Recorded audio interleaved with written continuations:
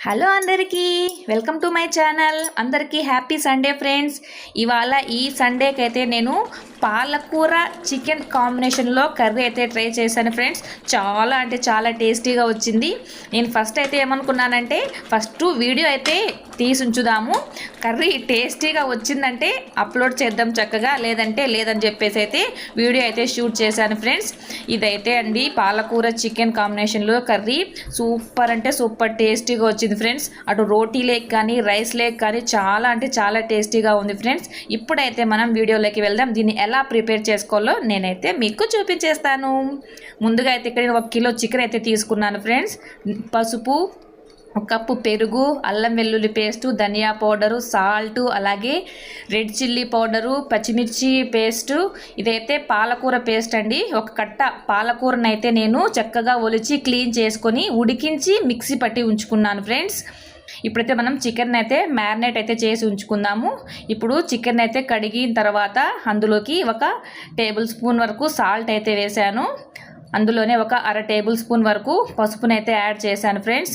ఇప్పుడు ఇందులో అయితే 1.5 నుంచి 2 టేబుల్ స్పూన్ వరకు అల్లం వెల్లుల్లి పేస్ట్ని అయితే యాడ్ చేశాను. ఆ తర్వాత దీంట్లో పచ్చిమిర్చిని అయితే కచ్చా పచ్చగా దంచి అయితే ఇందులో అది కూడా 1 టేబుల్ స్పూన్ వరకు వేశాను. ఇప్పుడు ఇందులో రెడ్ చిల్లీ పౌడర్ని అయితే వేసాను. ఇది చూసి అయితే వేసుకోండి. మా పిల్లలు కొంచెం కారం తక్కువ తింటారు కాబట్టి అయితే తక్కువగానే వేసుకుంటాను. ఇందులోనే 1 టేబుల్ స్పూన్ నుంచి వరకు ధనియా పౌడర్ని అయితే యాడ్ చేశాను. ఇప్పుడు దీంట్లోకి 1 కప్పు వరకు పెరుగునైతే మొత్తం అయితే దీంట్లో వేసేసి ఇప్పుడు దీని అంతటినీ కూడా చక్కగా అయితే మిక్స్ చేసుకోవాలి ఫ్రెండ్స్. ఇలా స్పూన్తో కలుపుతుంటే అస్సలు బాగాలేదు ఫ్రెండ్స్.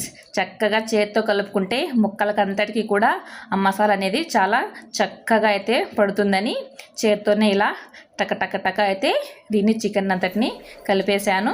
ఇప్పుడు ఈ చికెన్ అయితే ఒక పక్కన అయితే పెట్టేసి ఇప్పుడు మనం పోపు కోసమని 1 ఆనియన్ అయితే ఈ విధంగా చిన్నగా ముక్కలుగా అయితే కట్ చేసి పెట్టుకున్నాను. అంతలోపల చికెన్ కూడా మ్యారినేట్ అయితే అయిపోతుంది. నేను ఈ లోపు రైస్ అలాగే రోటీ కోసం అంతా ప్రిపేర్ అయితే చేసుకున్నాను. చికెన్ మ్యారినేట్ అయ్యే లోపల ఆ తర్వాత అయితే నేను గ్యాస్ మీద కడాయి పెట్టి కడాయి వేడైన తర్వాత దాంట్లో 2 టేబుల్ స్పూన్ల ఆయిల్ అయితే వేసాను. ఇందులో మనం ముందుగా కట్ చేసి పెట్టుకున్న ఆనియన్స్ని అయితే వేసి బాగా ఈ విధంగా వేసిన తర్వాత అందులోనే కొంచెం సన్నగా తరిగిన కొత్తిమీరను కూడా వేసేసి ఈ విధంగా అయితే ఫ్రై చేసుకున్నాను 2 మినిట్స్ అలాగా.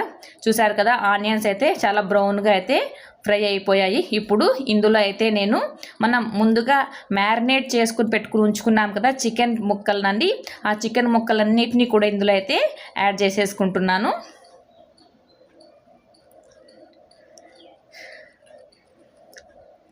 ఇలా ఈ ముక్కలన్నిటినీ కూడా ఆ మసాలా అంతటిని కూడా చక్కగా ప్లేట్ను బూట్ చేసి ఇందులో అయితే వేసేసి దీన్ని అయితే ఒకసారి చక్కగా అయితే మిక్స్ చేశాను. చక్కగా మొత్తం అంతా మిక్స్ చేసుకున్న తర్వాత దీన్ని మూత పెట్టుకుంటూ మనము కొంచెం ఇలా విధంగా 5 మినిట్స్ వరకు దీన్ని అయితే బాగా ఉడికించుకోవాలి ఫ్రెండ్స్. ఎందుకంటే చికెన్లో ఉండే వాటర్ అంతా కూడా బయటకు వచ్చేస్తుంది.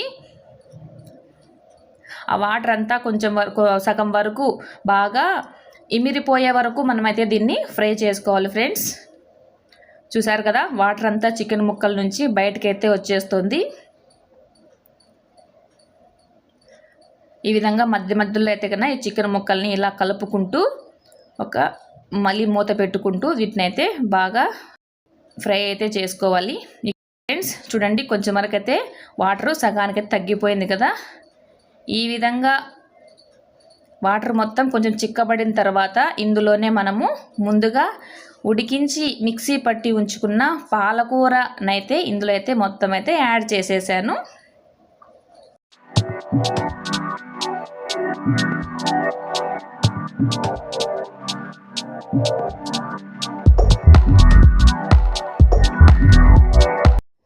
ఇప్పుడైతే ఇందులో ముక్కలన్నీ బాగా మునిగే వరకు వాటర్ అయితే యాడ్ చేసుకోవాలి.